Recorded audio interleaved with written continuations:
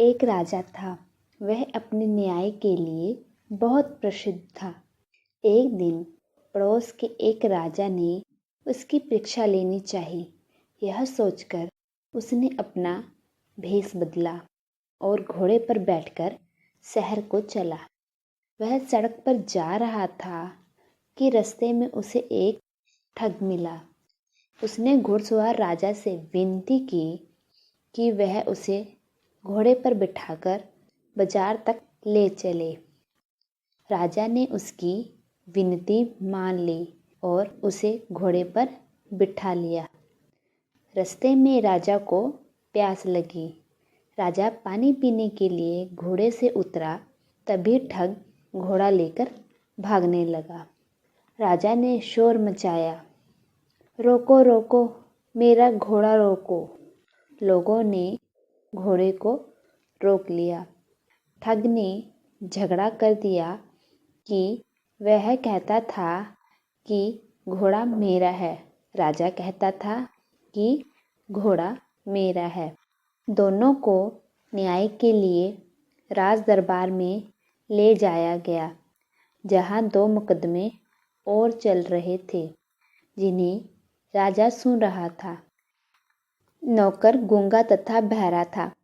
किसान कहता था कि नौकर मेरा है, परंतु लेखक कहता था कि नौकर मेरा है। राजा ने नौकर को अपने पास रख लिया और अगले दिन आने को कहा। दूसरा झगड़ा था एक तेल वाले तथा एक कसाई के बीच। तेली कहता था कि पैसे मेरे हैं और कसाई कहता था कि पैसे मेरे हैं। राजा ने पैसे अपने पास रख लिए और दोनों से कहा कि अगले दिन आना। अब ठग और घुड़सवार राजा की बारी थी। उनका झगड़ा सुनकर राजा ने उनसे भी यही कहा कि घोड़ा यहाँ छोड़ जाओ और अगले दिन आना। अगले दिन जब दरबार लगा, तब राजा ने पहले मुकदमे का फैसला सुनाया और अपने सिपाही से कहा कि यह नौकर लेखक का है, उसे सौंप दो। किसान को 50 चाबुक लगाने का दंड दिया। दूसरे मुकदमे में राजा ने आज्ञा दी कि ये पैसे कसाई को दे दो और तेली को चाबुक लगाओ। अब बारी थी घुड़सवार राजा तथा ठग के फैसले की। राजा ने घोड़े को पहले ही अस्तबल में बांध दिया था। उसने पहले घुड़सवार राजा को बुलाया और उसे अस्तबल में ले जाकर कहा कि अपने घोड़े को पहचानो। राजा ने तुरंत अपना घोड़ा पहचान लिया तथा उसकी पीठ पर हाथ फेरा।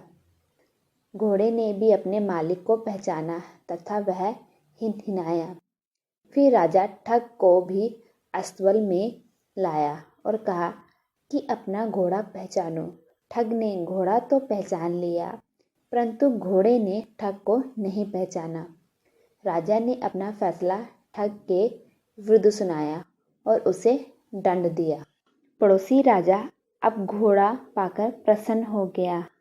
अब उसने अपना नकली भेष उतार दिया। वह राजा की बुद्धिमानी पर बहुत खुश हुआ। राजा ने पड़ोसी राजा का आदर सत्कार किया। जब दरबार समाप्त हुआ तो पड़ोसी राजा ने पूछा, आपने किस प्रकार फैसले सुनाए?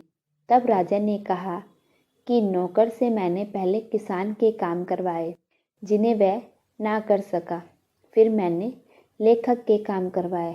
जैसे स्याही की दवात मांगी तो उसने बड़ी फुर्ती के साथ स्याही की दवात लाकर दी। इससे मैंने अपना फैसला सुनाया।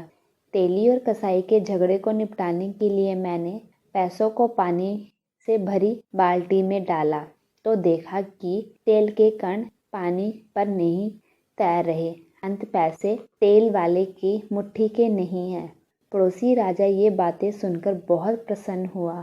उसने भी बुद्धि से न्याय करने का संकल्प कर लिया।